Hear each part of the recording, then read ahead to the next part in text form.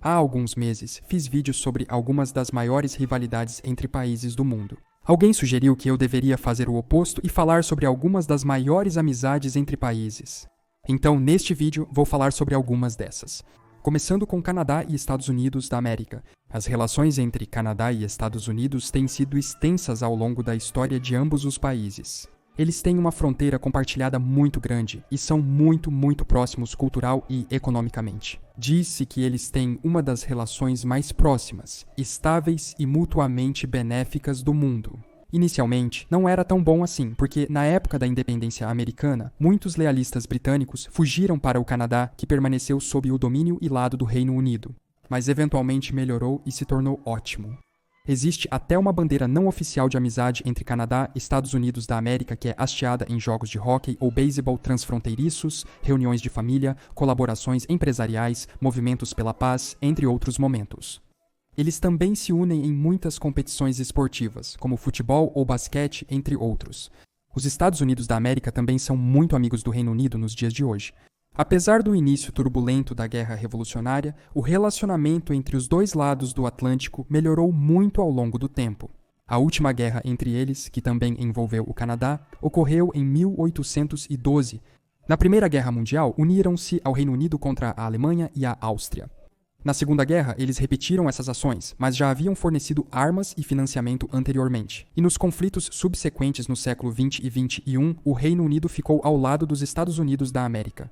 Em 2010, o presidente Barack Obama declarou: os Estados Unidos não têm um amigo e aliado mais próximo do que o Reino Unido.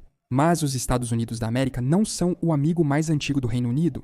Tecnicamente, esse seria Portugal. A Aliança Anglo-Portuguesa, que foi ratificada em 1386, é dita ser a aliança militar mais longa da história humana. Em 1147, os cruzados ingleses foram fundamentais para ajudar os portugueses na conquista de Lisboa dos mouros. Seguiu-se um importante comércio entre os dois países e também foram acordados tratados comerciais. O primeiro tratado político formal de aliança foi feito em 1373 por Edward III, um enviado do rei Fernando. Foi acordado que arqueiros ingleses iriam para Portugal para defender ataques de Castela. Em 1385 fizeram exatamente isso. Os portugueses, com a ajuda desses arqueiros ingleses, derrotaram esmagadoramente as forças castelhanas invasoras, que eram superiores em número na Batalha de Aljubarrota. Depois disso, os dois países assinaram o Tratado de Windsor, declarando formalmente que se ajudariam em tempos de necessidade. A Inglaterra ajudou Portugal várias vezes devido a este tratado, como a sua participação na Guerra Peninsular Ibérica e durante as invasões de Napoleão, e Portugal auxiliou o Reino Unido diretamente durante a Primeira Guerra Mundial e indiretamente durante a Segunda Guerra Mundial, uma aliança que já dura mais de 600 anos até agora. Mas uma amizade muito antiga entre dois rivais do Reino Unido também existe e compete contra o acordo britânico-português pelo recorde da aliança mais antiga do mundo. Este é o caso da França e da Escócia. A velha aliança foi uma aliança feita em 1295 entre os reinos da Escócia e da França, com o propósito de controlar as numerosas invasões da Inglaterra contra ambos. Há divergências sobre se a aliança ainda está em vigor ou se foi revogada com o Tratado de Edimburgo em 1560 ou outros tratados posteriores. Mas os franceses sempre contestaram essa revogação e, aparentemente, por lei francesa, um escocês nascido antes de 1907 ainda possuía todos os direitos e privilégios da nacionalidade franco-escocesa. Quando Charles de Gaulle falou em Edimburgo em junho de 1942, ele afirmou que a velha aliança era a aliança mais antiga do mundo. Basicamente, era a ideia de que o inimigo do meu inimigo é meu aliado. Ambos tiveram conflitos com os ingleses na Idade Média, então eles fizeram uma aliança. E isso pavimentou o caminho para uma longa e futura amizade. Por causa disso, o comércio floresceu entre os dois países, mesmo que um fosse católico e o outro protestante. Os comerciantes escoceses pagavam menos ou nenhum imposto em certos portos franceses, e alguns não negociavam com os ingleses. Os escoceses exportavam uma variedade de produtos, incluindo carvão, lã e peles de animais, e os franceses exportavam sal, vinho, tecidos de luxo, instrumentos musicais, móveis e óculos. Em seguida, eu não tinha conhecimento disso, mas aparentemente também existe uma forte amizade polaco-húngara. Eles até têm um dia específico para comemorar isso, no dia 23 de março, por acordo de ambos os parlamentos nacionais. Também parece que, devido à sua proximidade geográfica, há muitas figuras-chave na história polonesa que vieram da Hungria e vice-versa. Por exemplo, Stefan Batory foi o terceiro rei eleito da Polônia, um nobre húngaro que também governou parte da Transilvânia. Na Revolução Húngara de 1848, um general polonês, Józef Ben, foi uma figura proeminente. E mesmo durante o século XX, apesar de se aliar à Alemanha, a Hungria se recusou a participar da invasão à Polônia. Durante a Revolução Húngara de 1956, os poloneses mais uma vez demonstraram seu apoio aos húngaros doando sangue. Disse que mais de 12.000 pessoas fizeram isso, e a Cruz Vermelha Polonesa enviou muitas toneladas de suprimentos médicos para ajudar também. Parece que eles até têm um poema sobre a amizade deles. Outros dois, com fortes laços devido à proximidade geográfica, são a região de Kosovo e Albânia. Não é apenas pela proximidade, mas por compartilharem a mesma origem cultural. Existem 1.600.000 albaneses vivendo em Kosovo, oficialmente 92% de toda a população. E o albanês é também uma língua oficial da região. Em 1992, a Albânia foi o único país cujo parlamento votou para reconhecer a República de Kosovo, proclamada independente em 1991. E então, novamente, quando Kosovo declarou sua independência da Sérvia em 2008, a Albânia se tornou um dos primeiros países a anunciar oficialmente seu reconhecimento do Estado soberano. Em 2011, eles concordaram em usar embaixadas comuns em todo o mundo e também discutiram a ideia de criar um espaço econômico comum entre os dois. Essencialmente, o fato de que seus povos são muito culturalmente semelhantes, ou até mesmo iguais, contribui para uma amizade duradoura. Falando da área, a Sérvia também tem uma forte relação com a Rússia. O Principado da Sérvia do Império Otomano e o Império Russo estabeleceram oficialmente relações tão cedo quanto 1838.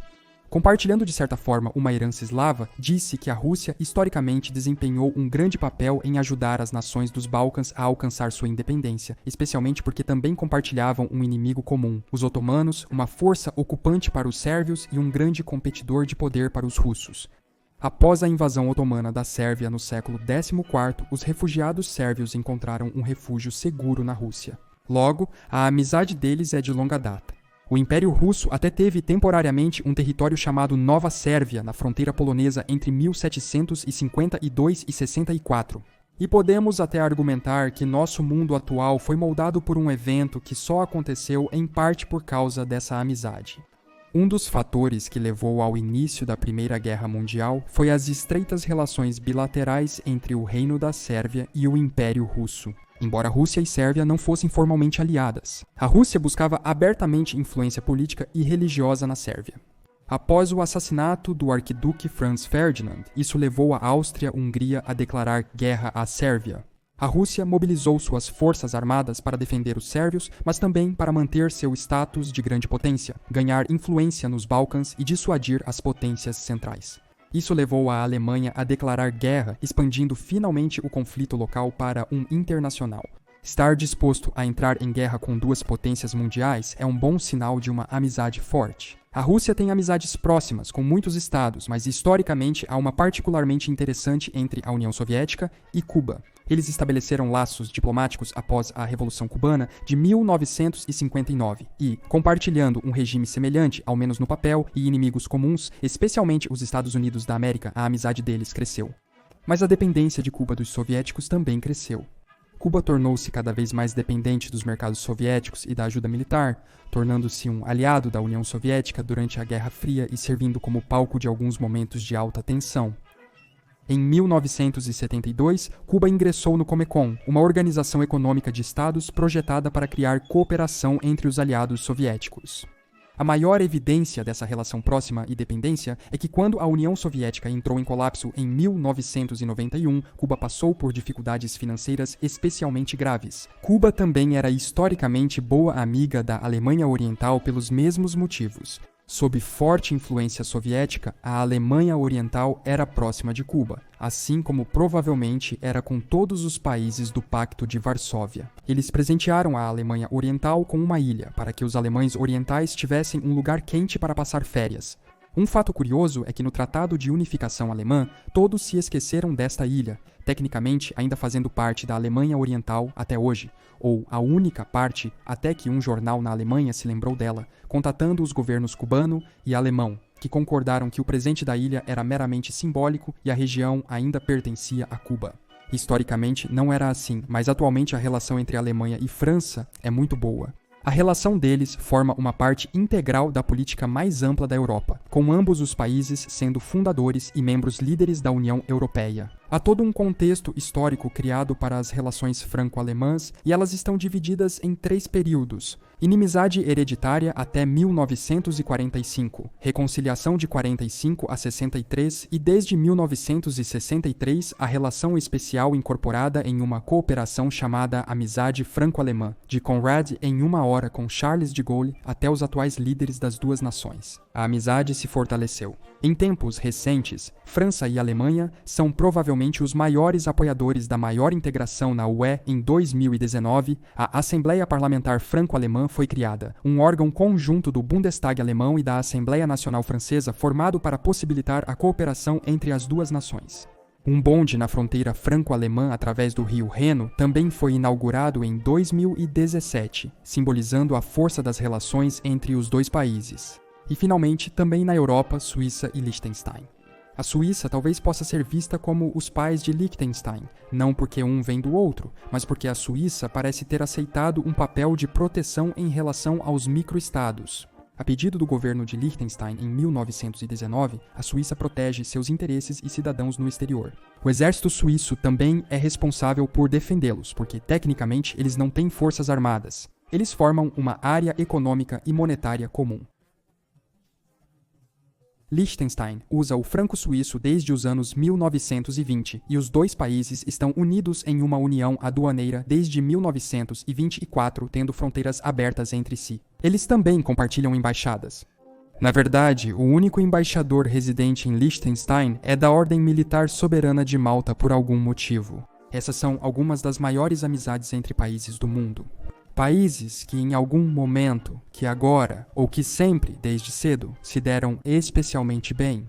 Sempre falamos sobre disputas de fronteiras ou conflitos, então é bom ver que também existem muitos bons laços entre as pessoas do mundo, independentemente do país em que nasceram.